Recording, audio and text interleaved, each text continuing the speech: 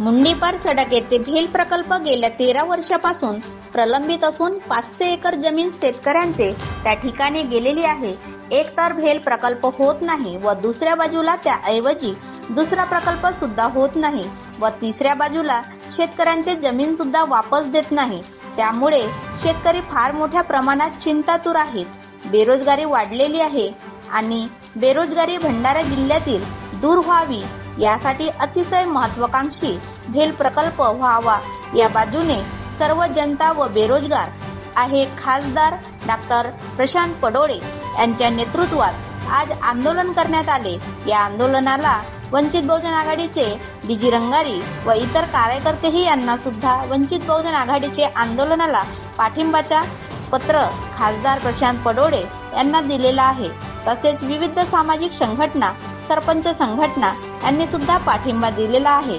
तसेच या प्रसंगी सर्व इथे हे भेल प्रकल्पाचे अधिकारी MIDC चे अधिकारी या प्रसंगी उपस्थित होते। 1 महिन्याच्या कालावधी त्यांना देण्यात आलेला आहे। जर 1 महिना कारवाई झाली नाही तर तीव्र आंदोलन छेडण्याचा इशारा खासदार व भेलग्रस्त शेतकरी यांना दिलेला आहे।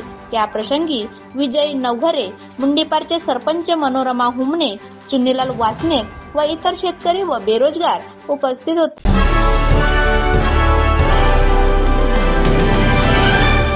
याच्या व्यतिरिक्त आता या जागेवर नजर कोणाची आहे तर स्टेट गव्हर्नमेंटची नजर आहे। अरे जमिनी कोणाच्या? सगळ्या लोकांच्या फायद्यासाठी कोणाच्या इंडस्ट्री येणार आहे?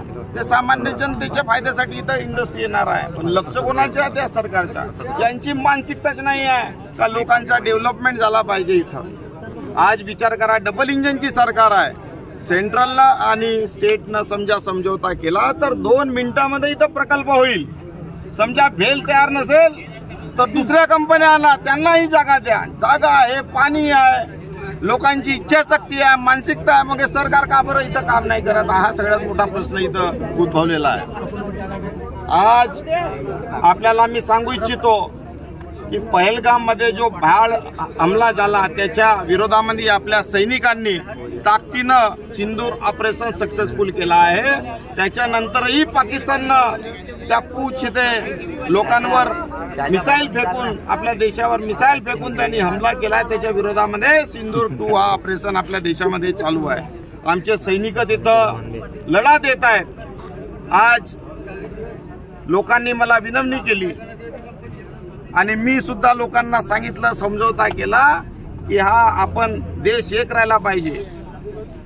या देशावर जेव्हा बाहेरचे देश, पाकिस्तान सारखे देश आणि त्याच्या समर्थनातले देश आपल्या देशाकडे नजर डोळा ठेवून आहेत, आपल्यावर अतिक्रमण केलं आहे, तर हा मेसेज चुकीचा येईल। सरकारच्या विरोधामध्ये, स्टेट सरकारच्या विरोधामध्ये आपण लढत राहू, नंतर लढू आपण, पण सगळ्यात पहिले एकजुटीनं या पाकिस्तानच्या विरोधामध्ये आपल्याला एक राहण्याची आज गरज आहे। म्हणून हा आंदोलन आम्ही नमता घेत आहोत आणि येणाऱ्या काळामध्ये समजा आम्हाला रिझल्ट मिळाला नाही, इथे इंडस्ट्री आली नाही, समजा भेल नसल बनवत तर दुसऱ्या कंपनीत इंडस्ट्री बनवावं, स्टेट गव्हर्नमेंटने इथं इंडस्ट्री बनवावं, त्यांनी समजा ते मनसा दाखवली नाही तर येणाऱ्या काळामध्ये आमची जागा, आमचा हक्क आम्ही स्वतः हिरावून घेऊ का नाही मित्रांनो? आम्ही स्वतः आपला हक्क घेण्यास आम्ही सक्षम आहोत। हा इशारा आम्ही या सरकारला देत आहोत। मी डीजी रंगारी, जिल्हा संघटक वंचित बहुजन आघाडी भंडारा तर्फे या भेल प्रकल्पाला आमचा पाठिंबा आहे। या ठिकाणी खासदार डॉक्टर प्रशांत पडोळे साहेब यांच्या नेतृत्वात या ठिकाणी आंदोलन झालं। मुंडीपार येथील भेल असलेला हा भेल प्रकल्प 500 एकरामध्ये आहे। सर्व शेतकरी या ठिकाणी जमा झाले होते। त्यांचा भेल प्रकल्प सुरू झाला पाहिजे। जर भेल प्रकल्प सुरू झाला नाही तर पर्यायी प्रकल्प सुरू करावा या दृष्टिकोनातून प्रयत्न सर्व सरकारने केले पाहिजे। केंद्र सरकारने लक्ष दिले पाहिजे। त्याचप्रमाणे हे आमदार खासदार त्यांनी सुद्धा याकडे विशेष लक्ष देऊ।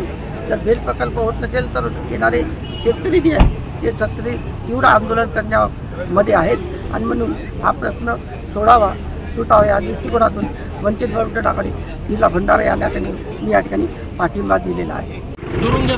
नमस्कार।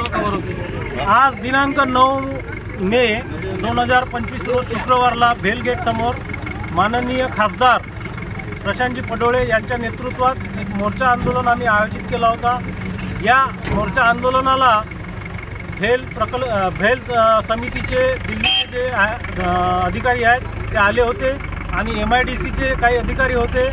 हे कोर्टात केस टाकली आहे आणि त्यामुळे जोपर्यंत निर्णय लागणार नाही तोपर्यंत काही होऊ शकत नाही असे ते बोलले. परंतु आमची अशी मागणी होती की MIDCने जे लीज रद्द केली आहे ते पुनश्च एकदा भेलला द्यावा आणि भेल इथं आपला फॅब्रिकेशन प्लांट आणण्यास इच्छुक आहेत असे ते बोलले.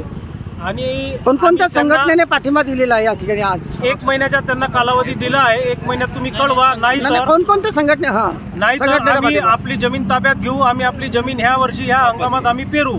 आणि आज या ठिकाणी आमचा जो आंदोलन मोर्चा झाला, ह्या आंदोलन मोर्चाला वंचित बहुजन आघाडीच्या संपूर्ण भंडारा जिल्ह्याचा पाठिंबा आम्हाला लाभला आहे. त्यामुळे मी त्यांचे एक आभार व्यक्त करतो.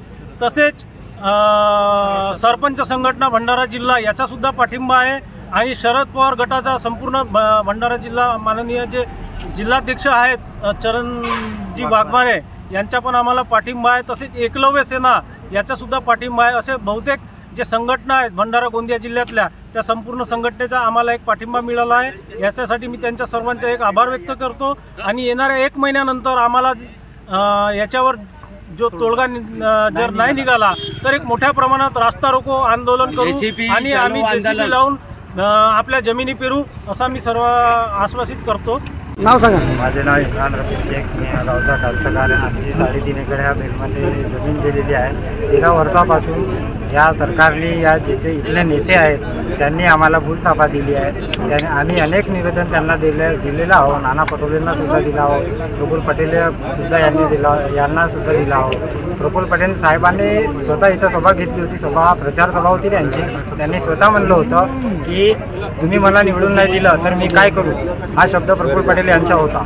आणि आमचे जे स्थानिक आमदार आहेत ते या विषयावर आम्ही त्यांना कित्येक वेळा म्हटलं का विधानसभेमध्ये मुद्दा मांडा. यांनी काही मुद्दा मांडला नाही.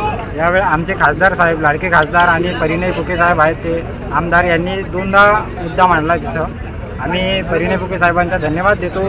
त्यांनी एक वेळ तरी या भेलच्या आंदोलनाला भेट द्यावी परिणय फुके साहेबांनी, आम्ही अशी विनंती करतो.